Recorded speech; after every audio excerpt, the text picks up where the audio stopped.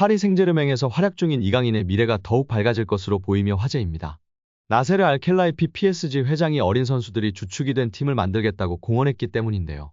유럽 축구 전문기자 파브리치오 로마노에 따르면 알켈라이피 회장은 우리는 앞으로 6에서 8년 더 함께 뛸 수 있는 팀을 만들고 싶다라며 유럽 축구연맹 챔피언스리그 8강팀 중 가장 어린 팀을 보유하고 있다. UEFA 클럽 랭킹 10위 안에서도 가장 어리다. 정말 자랑스러운 일이다라고 말했습니다. 현지에서는 알켈라이피 회장의 발언에 대해 미래 자원들로 리빌딩에 착수할 거라고 선언한 것으로 보고 있습니다. 킬리안 음바페가 떠난 후 새로운 청사진을 그리고 있다는 분석입니다. 영국 비사컨은 PSG의 알켈라이피 회장은 장기 프로젝트를 그리고 있다. 앞으로 6년, 7년, 8년은 뛸 수 있는 젊은 선수들을 중심으로 팀을 개편하고자 한다라며 알켈라이피 회장의 최근 발언은 과거 음바페를 지키려고 했을 때의 발언과 상당히 대조적이다라고 전했습니다.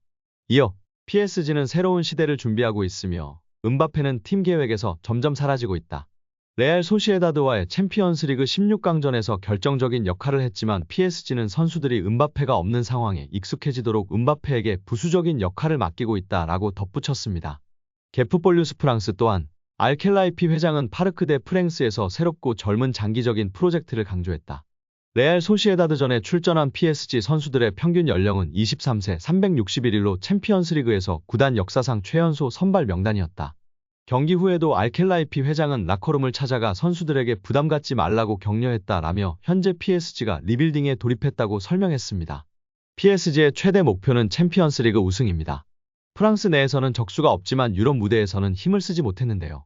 2019년도 시즌 준우승이 가장 좋은 성적이었습니다. 알켈라이피 회장은 급하게 도전할 생각이 없습니다. 시간이 조금 걸리더라도 미래를 보장할 수 있는 선수들로 팀을 만들어 계속 도전하겠다는 입장입니다. RMC 스포츠에 따르면 알켈라이피 회장은 선수들은 매 경기 승리를 원하지만 현실적이어야 한다. 우리는 팀을 구성하는 과정에 있으며 선수들 대부분이 어리다. 새로운 팀을 만드는 과정이기 때문에 쉽지 않다라며 팀을 만들었다고 해도 선수들이 준비가 된 것은 아니다라며 충분히 기다릴 필요가 있다고 강조했습니다.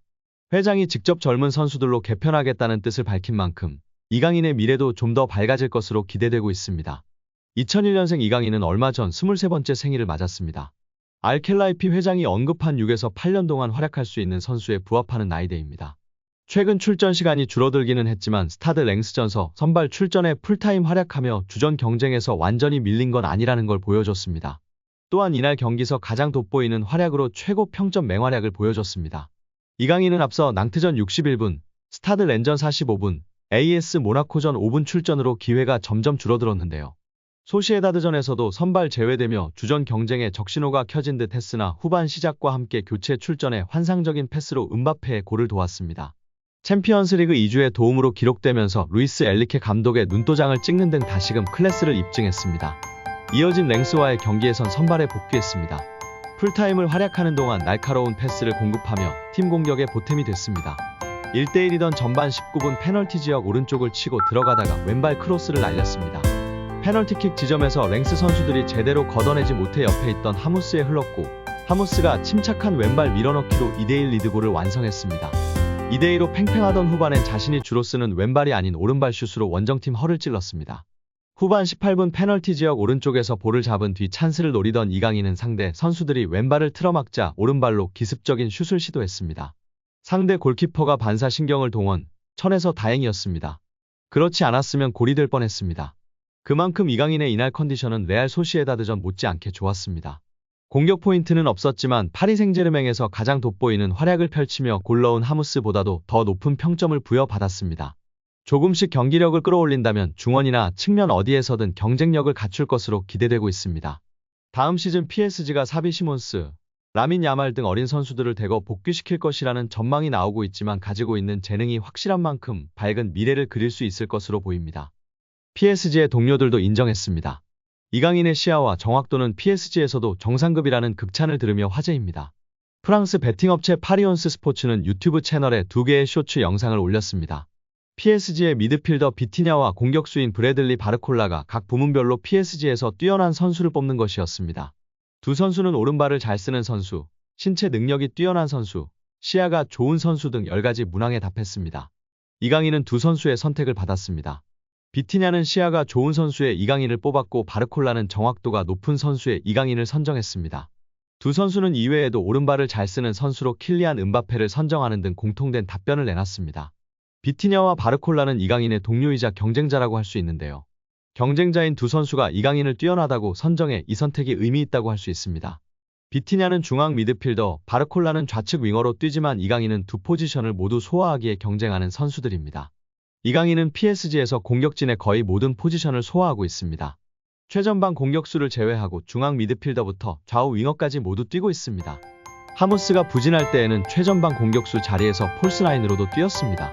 그만큼 멀티플레이어 능력이 뛰어나고 다재다능하다는 것을 알 수 있습니다.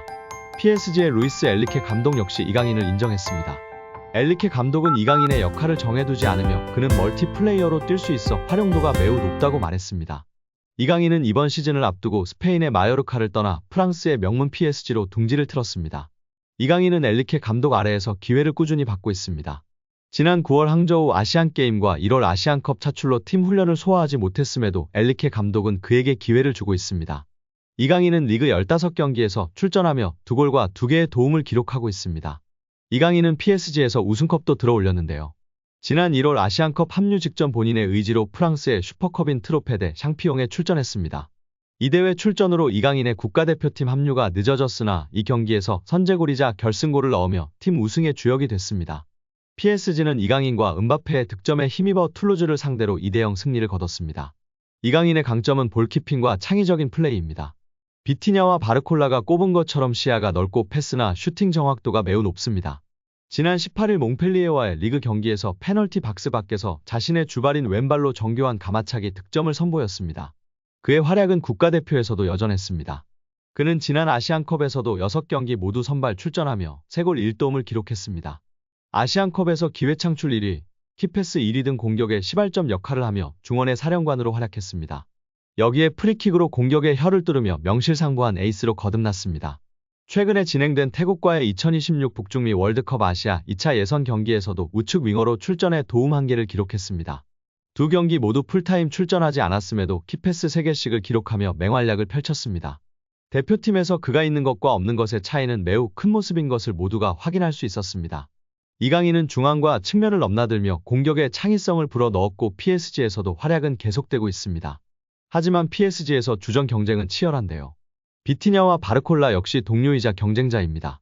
이강인의 위치가 정해지지 않았기에 포지션이 다른 두 선수들이 경쟁자가 됐습니다. 비티냐는 이번 시즌 1군 데뷔 후 최고의 활약을 보이고 있습니다. 중앙 미드필더임에도 리그 24경기에서 6골과 4개의 도움을 기록하고 있습니다. 그는 이강인과 마찬가지로 시야와 패스가 뛰어나며 프리킥을 전담할 정도로 킥 능력도 좋다는 평가입니다. 바르콜라는 시야가 좋은 선수로 비티냐를 택했습니다. 바르콜라는 이강인, 비티냐와 스타일이 다른데요.